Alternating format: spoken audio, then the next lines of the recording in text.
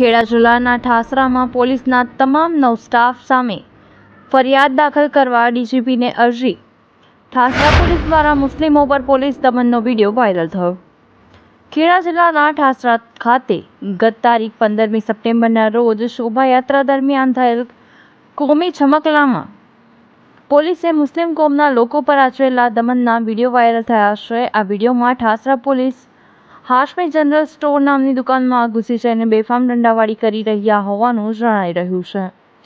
વિડીયોમાં દુકાન આગળ ટેમ્પોમાંથી સામાન ઉતારીને સ્ટોરમાં મૂકી રહેલા એક યુવક પર પોલીસ દંડા વરસાવતા જોવા મળે છે. તો આ વિડીયોમાં ઓછામાં ઓછા પોલીસના 2 માણસો સ્ટોરમાં ઘૂસી જઈને અત્યાચાર કરી રહ્યા હોવાનું જાણવા મળી રહ્યું છે.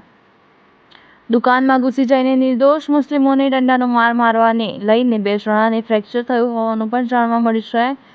તો આ બનાવ અંગે ટેમ્પોમાંથી સામાન ઉતારી રહેલ અને ઠાસરામાં ડ્રાઈવર તરીકે કામ કરતા Ejaz bag Mirza A director general of police DGP કરેલી ફરિયાદમાં જણાવ્યું છે કે સેવાલિયા પોલીસ સ્ટેશનના આસિસ્ટન્ટ પોલીસ ઇન્સ્પેક્ટર ASI ધનજીભાઈને તેમની સાથેના અન્ય પોલીસે દુકાનમાં તેમની સાથે જ કામ કરી રહેલા અરબાઝ ખાન, નવાઝ ખાન, ઉસ્માન ખાન અને અતિક ખાનને કોઈપણ ગુના વિના દુકાનમાં ઘૂસી જઈને ખૂબ જ માર માર્યો હતો. એઝાઝ બેગ મિર્ઝાએ વધુમાં જણાવ્યું કે આ પોલીસે અમારા પૈગંબર સાહેબ તથા મુસ્લિમ ધર્મ વિશે અપમાનજનક શબ્દો બોલીને ખૂબ જ માર માર્યો હતો અને પોલીસના દમનકારી કૃત્યમાં ફરિયાદી એઝાઝ બેગ મિર્ઝાને તેમજ આતિક ખાનને કાંડામાં ફ્રેક્ચર થયેલ છે એમ જ અરજીમાં જણાવવામાં આવ્યું છે.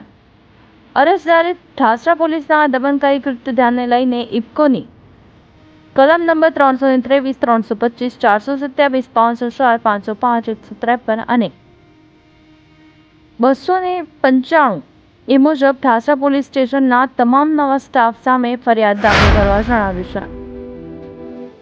બ્યુરો રિપોર્ટ, ઓરિકા ન્યૂઝ નેટવર્ક.